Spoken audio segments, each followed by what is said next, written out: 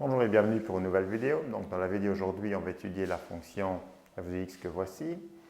Donc, dans un premier temps, il va falloir étudier les conditions d'existence. Et on sait très bien que la fonction logarithme naturel n'est définie que pour des valeurs strictement positives. Donc, une première condition à l'intérieur de la racine carrée, à l'intérieur des fonctions logarithme naturel, est de choisir x dans l'ensemble des entiers relatifs de manière à ce que x soit positif. Donc, on a bien une condition x va être strictement positif. Et donc, deuxième condition, puisque au sein de l'ensemble des entiers relatifs, l'argument d'une racine carrée doit être positif, il va donc falloir choisir les x de manière à ce que cette expression ici à l'intérieur de la racine carrée soit positive. Donc, ce qui se traduit par l'expression que voici, donc ln carré x plus ln x peut être supérieur ou égal à 0. Et donc cette équation est non linéaire et donc difficile à résoudre. Et on va donc utiliser une petite astuce qui consiste à introduire une substitution ou à poser que ln x,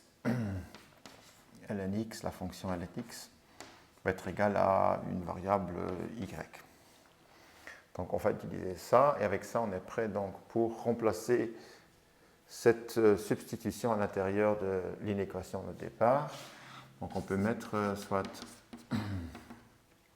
avec la substitution que voici et l'équation là, y au carré plus y égale à 0. Donc on va résoudre d'abord l'équation et avant de passer dans une prochaine étape à l'inégalité et résoudre l'inégalité de départ.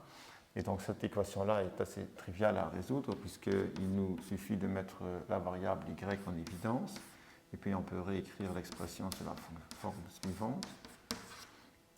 Et donc cette équation, elle est 0 si seulement si y égale 0 ou y égale moins 1.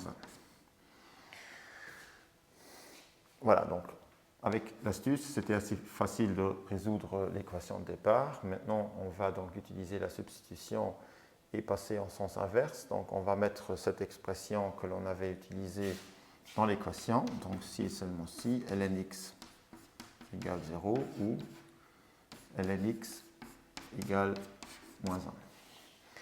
Et donc, on sait très bien que la fonction logarithme naturel est 0 si et seulement si x égale 1. Et donc ici, on va appliquer des deux côtés la fonction réciproque qui est la fonction exponentielle naturelle. Et donc, elle va détruire en fait le logarithme naturel. Et donc, il ne va nous rester que la variable x du côté gauche égale à e exposant moins 1. On peut encore réécrire cette expression-là, donc ça reste toujours correct. Donc x égale 1 sur... Voilà. Donc avec ça, on est prêt. On a donc préparé le terrain pour résoudre l'inégalité de départ et pour trouver l'ensemble des valeurs de la variable qui font que l'expression à l'intérieur de la racine carrée soit positive. Merci.